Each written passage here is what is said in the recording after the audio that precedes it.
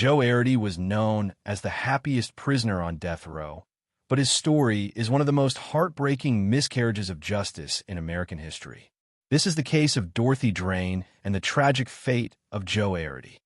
On the night of August 14, 1936, the Drain children, sisters Barbara and Dorothy and their younger brother, were asleep in their home in Pueblo, Colorado.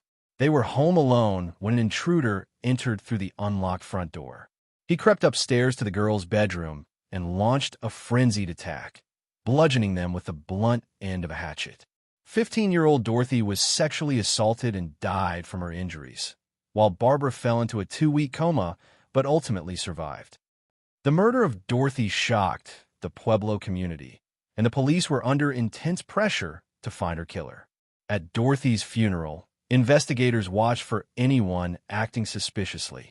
One man stood out, Frank Aguilera, a former employee of Dorothy's father. He repeatedly tried to see Dorothy's body and gave her father money. He had also been recently fired. A search of his apartment revealed a hatchet with marks consistent with the wounds on the girls, and fibers under his fingernails matched the girls' bedsheets. With this strong evidence, police believed they had found the killer, until a sheriff in Wyoming claimed he had the real culprit, Joe Aridy. Joe, a local boy from Pueblo, had intellectual disabilities. From a young age, his cognitive challenges were apparent. He couldn't read, write, or communicate well. He was nonverbal, had the mental capacity of a 6-year-old, and was often isolated. He was sent to a state school over 300 miles away, designed for children with intellectual difficulties. In August 1936, Joe and a few other boys ran away from the school by hopping onto a freight train. They were separated during the journey, and Joe went missing for over a week. When found, he was disoriented, unable to say where he had been or what he had done. Joe wandered into Wyoming, where he briefly worked as a dishwasher before being arrested for vagrancy. When he mentioned he was from Pueblo, the local sheriff, aware of the recent murder case, focused on Joe. Wanting the glory of solving a major case, the sheriff interrogated Joe, who was alone and didn't understand what was happening. Without legal counsel and under pressure, Joe began agreeing to the sheriff's suggestions, eventually giving several conflicting confessions. None of his statements matched, and he changed his story repeatedly, clearly not understanding the situation. Still, the sheriff pushed forward.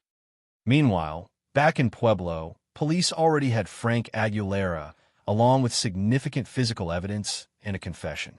Despite this, both Joe and Frank were put on trial for Dorothy's murder. Frank was found guilty and sentenced to death.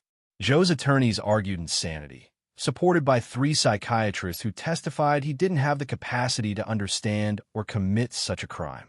However, Joe's confessions, pushed by the sheriff, convinced the jury. He was convicted and sentenced to death. On death row, Joe was beloved by both prisoners and staff. He was cheerful and kind, but had no comprehension of where he was or what was happening. The warden, fond of Joe, gave him a wind-up toy train, which became Joe's most treasured possession. He spent hours happily playing with it in his cell.